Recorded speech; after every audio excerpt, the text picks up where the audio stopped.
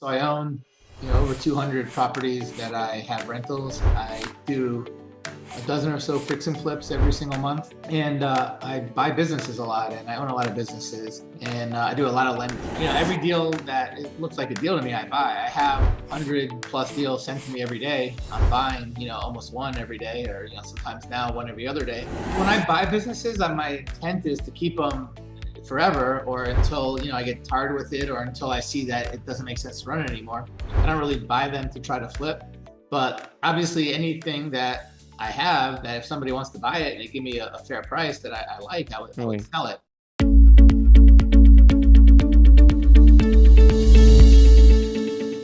Hey guys, this is Sharad with REsimpli, host of the REsimpli Podcast, bringing you a super special guest on this podcast, Abraham Gray. Abraham, welcome to REsimpli Podcast. How are you doing? Doing great. Thanks for having me. Absolutely. Thank you so much for being a guest on the podcast. Tell us a little bit about yourself. Where do you live? What kind of investing do you do? And how long have you been investing for? Yeah, so I live in Atlanta, Georgia. I've been here since I was 15. I actually turn 50 next year, so almost 35 years. And I do a lot of real estate investing. So I own, over 200 properties that I have rentals. I do a dozen or so fix and flips every single month. And I buy businesses a lot, and I own a lot of businesses. And I do a lot of lending. Lending is probably what takes most of my time lately. I have a big lending business here in Atlanta where we lend money to fix and flippers. And then, of course, I do tons of double closes and stuff like that all over the country for people. How did you get started in real estate? So I started in business when I was 15, made a lot of money. And then a friend of mine was big in real estate. And when I was 22, so like 7 years later, they were like, why don't you diversify, get in some real estate, do real estate and business. And they, they kind of got me into it. And I started buying some properties when I was 22. And ever since then, I've just been buying more and more every year. And you said you are actively buying businesses and doing lending. So did you start out buying like rental properties? From there, you got into flips, and then you have excess cash that you put into businesses? So my first property I ever bought was a property that I bought to live in. And then like literally within the next 6 months, I bought a couple rental properties. And I bought maybe like 5, 6, 7 rental properties within the next couple of years. And then from there, I started doing some fix and flips. How were you initially funding these rental properties? I would get normal loans, and I'd have to put down like 20%, and then they would fund the rest. So the average home I was buying back then was probably 100 grand. And they're probably worth like 350,000 now at least. But at the time they were worth maybe 100. And I have to put down like 20 grand, and then I get the other 80,000 finance or something like that. And like I said, I made a lot of money throughout my teenage years and my 20s. So I had plenty of extra money, so it wasn't really an issue. Yeah. Sounds like you've always been have had entrepreneurial spirit. It sounds like you've always wanted to do certain things. I see a lot of, the signs that you have on the wall. Tell me a little bit about kind of a lot of businesses. So my whole wall, I have like hundreds of businesses all throughout my office here. They're all like different businesses that I own or so. But we have tons and tons for sure. What is the reason for not doubling down into real estate and kind of buying? And it sounds like from the signs that I'm seeing, they're not like real estate related businesses. They're not very few. I have a few real estate related, but mostly not. Why don't I double down and do what? Just why not double down on real estate? I'm just curious what your thought process is. I do. I buy as much real estate as I could possibly buy. There's every deal that it looks like a deal to me, I buy. I have 100+ deals sent to me every day. I'm buying almost one every day, or sometimes now one every other day. But I'm turning down the ones I just don't think will make enough money or take too much time for the money. But anything I think is worth buying, I buy.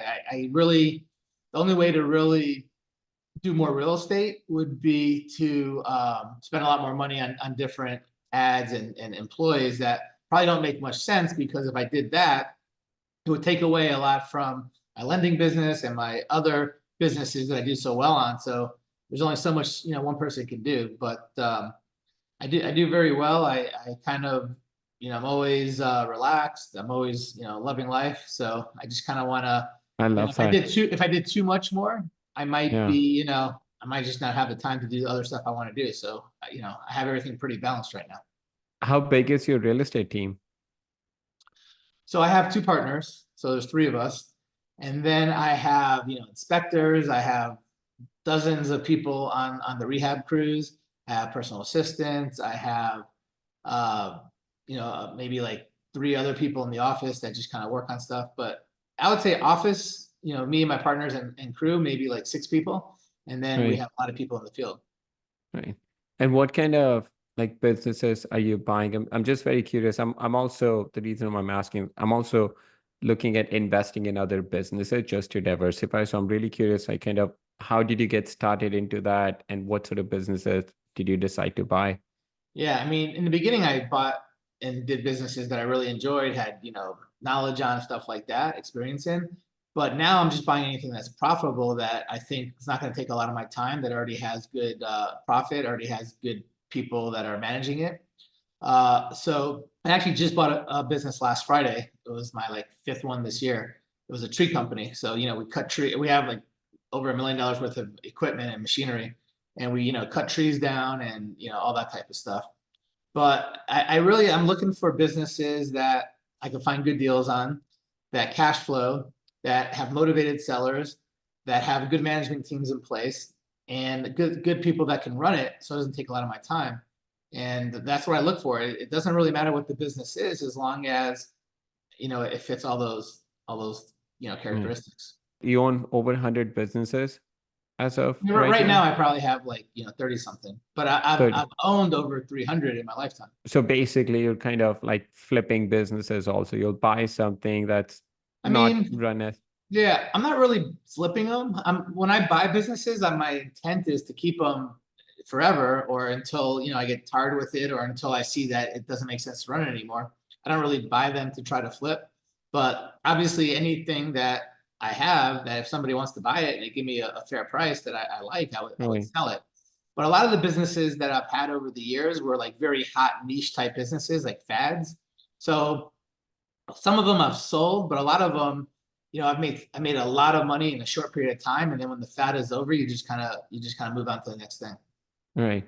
It's walk me through like one of the most, interesting businesses that you own or you purchase and, what was the story behind it? I mean, they're all interesting in different ways. Depends on what interesting, means to you. The ones that No, I make mean you said money, you the buy ones some that, businesses that are fat. I mean, you've owned 300 businesses. That's a lot. That's uh, incredible, given that you've been investing for right. about 30-35 years. That's kind of 8 to 10 businesses a year. That's Yeah, incredible. right.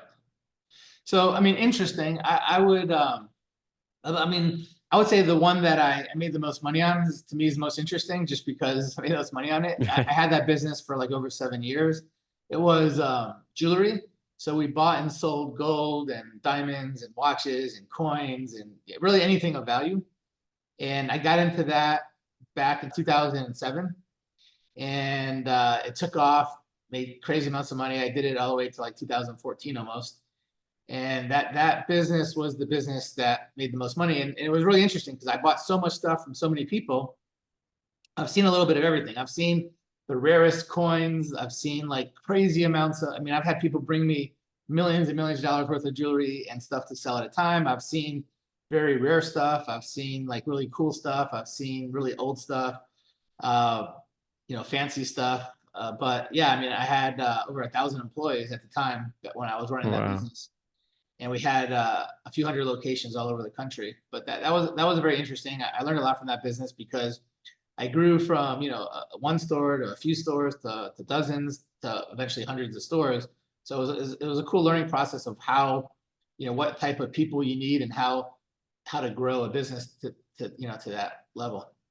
So, you have this amazing perspective of owning real estate business, real estate related business, and businesses that are not related to real estate. What are some of the common things that you notice across all these different businesses that, like, at a fundamental level, in order to be successful, has to be true? I enjoy everything.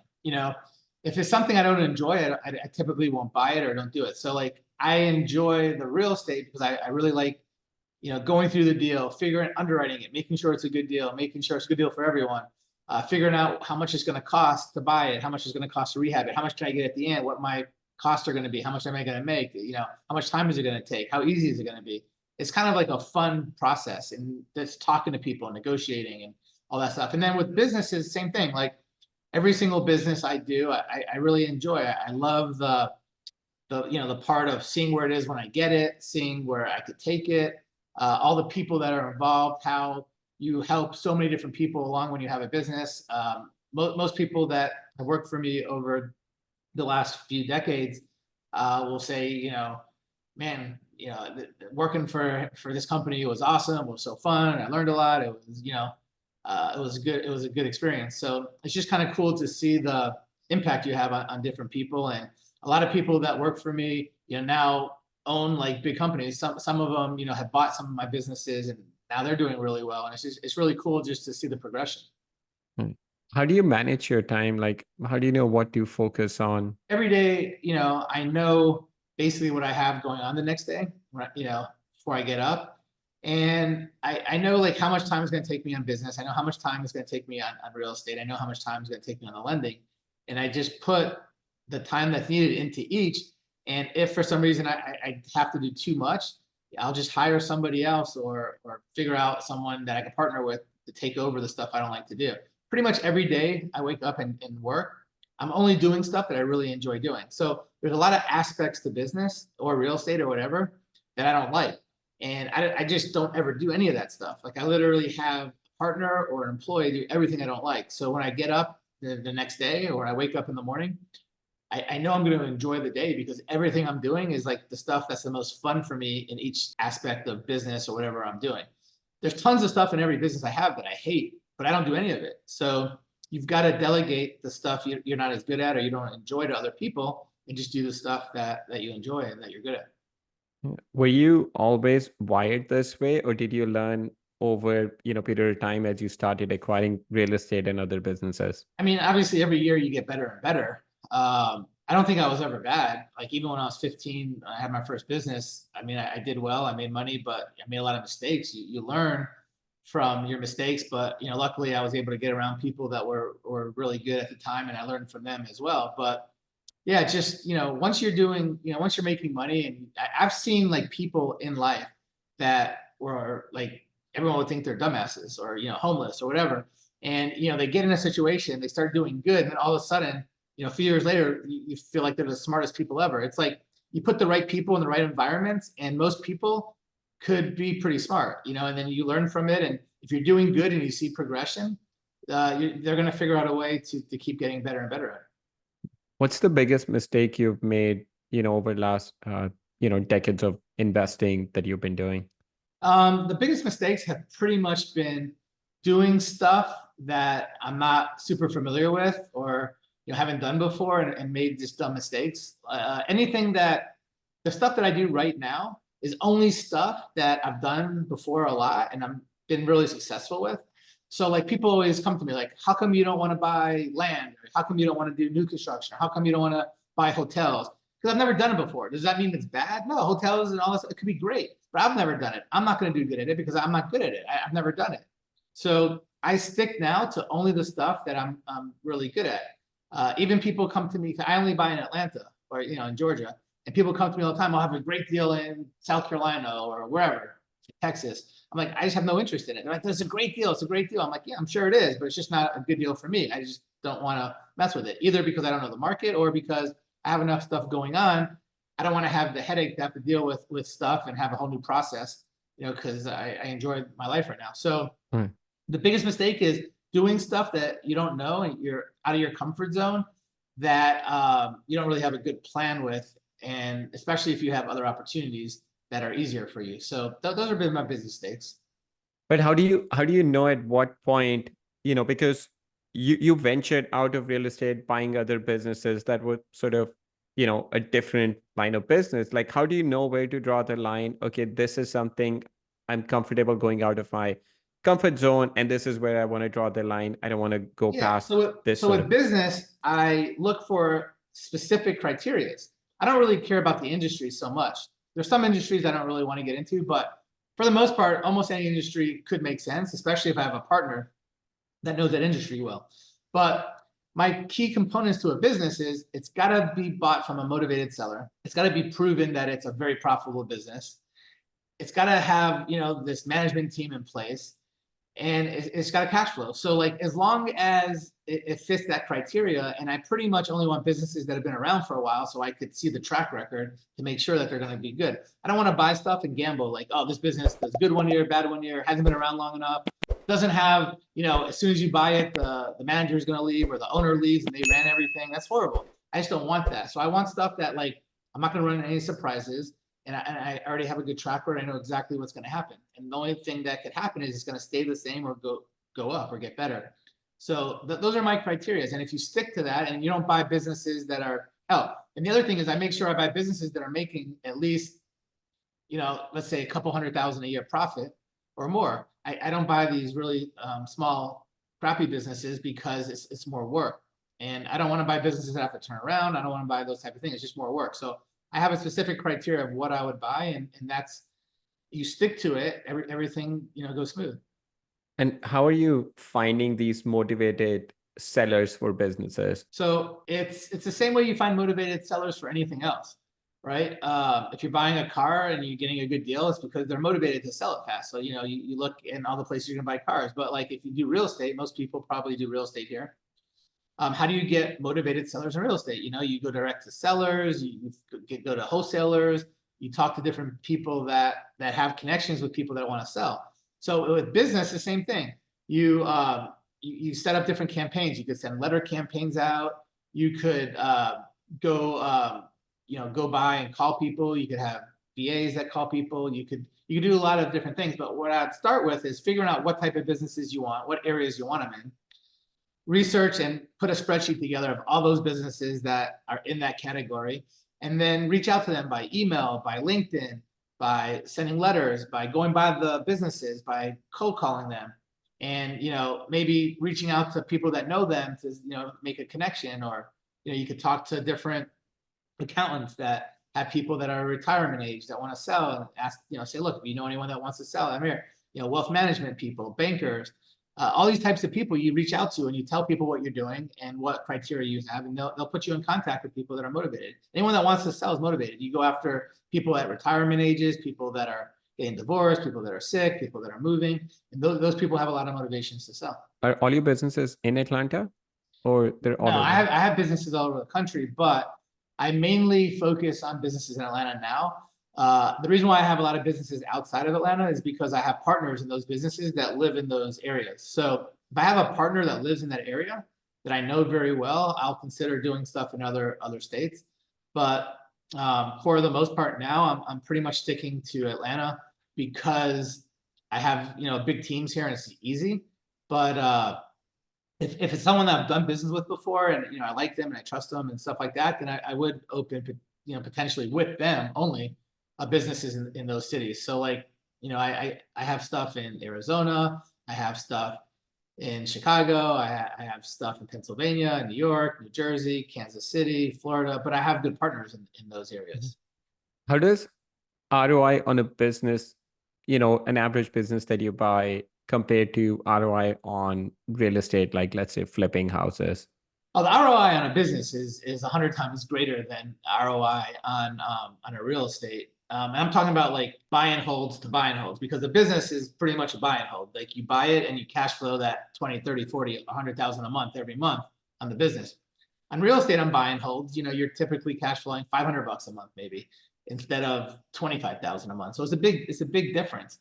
But it's a lot harder to buy a good business than it is to buy just an average buy and hold. So it's just more work. I could buy a ton of more properties faster than I could buy one business. But if you buy one good business, it's way better than owning 50 properties potentially. On the fix and flip side, if you're fix and flipping, my average fix and flip, I make 35,000. My average home I sell is, 300,000. So I'm making around 35,000. If I was buying and selling businesses, it'd probably be more similar because I'm buying and selling, I'm not running it. But as far as just buy and hold, yeah, businesses, you can cash flow a lot more, and it could be, very hands off, just like you could have a property manager on your rentals. It's very similar. Yeah. Can you walk me through an example of a recent business that you purchased? What did the numbers look like, if you're okay with that? You don't have to name the business. Yeah, no, I'm fine. Yeah, I don't care. So like I could talk about a business that I just bought, or I could talk about a business that I bought a year ago, 5 years ago. I mean, something that's like a typical kind of a business that you buy in terms of number, Yeah. Okay. So I'll talk about one that I've talked about before, just so, so I knew nothing about the trophy business, right? Engraving and trophies and awards and plaques and all that.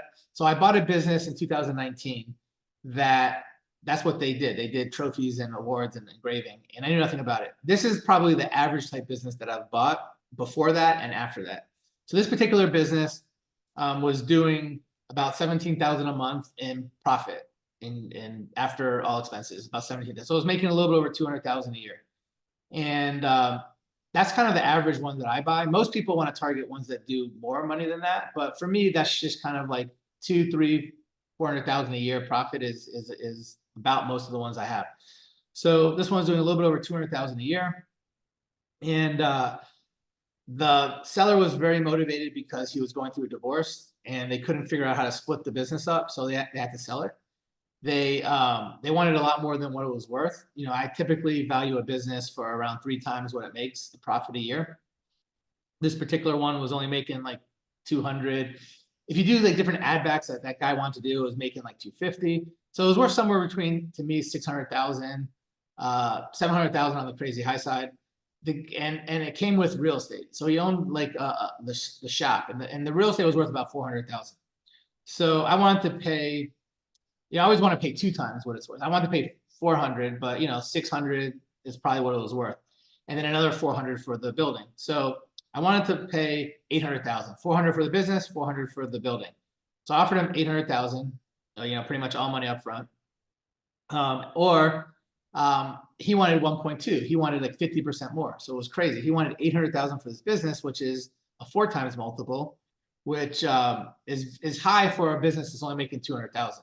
A business that's making a lot more than that, a 4 times multiple could be good. The more the business makes in a year, the higher the multiples that they sell for, because they're better businesses. But this particular one. So anyhow, I basically made him a few offers. I said, look, if you want the 1.2, I'll give it to you, but I'm going to pay you very little upfront. It's going to be like a long payment plan, all this other stuff. And bottom line is, we worked out a deal where he was good with that. And I was able to pay him a small amount upfront and then the rest over 20 years, which is crazy in a business. Most businesses, people finance for up to 5 years, usually 3 to 5 years. I got this one for 20 years. So my payments are very low. So cash flows a lot every single month. And, I paid him what he wanted, but I cash flow way more every month. I'm just going to owe him for a longer period of time. So I bought that business.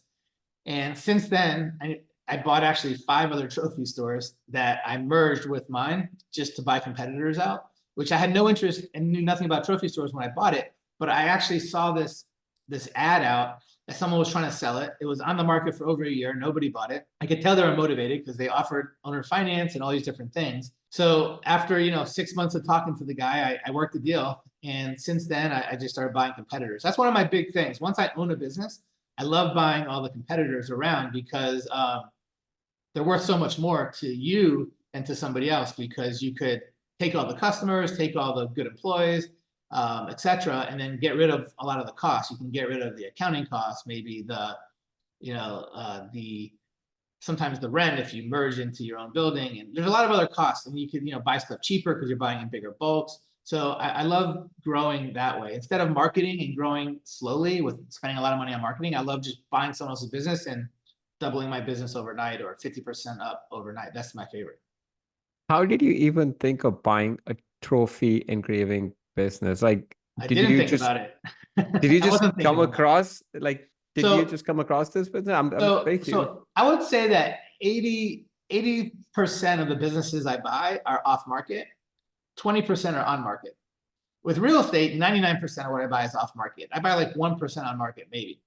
But in business, I buy about 20% on market. This was one that was on the market. I always look at different things that are on market. And I look after they've been on the market for like a year or more. I know the sellers are going to get very motivated because they obviously want to sell it. They listed it. It hasn't sold.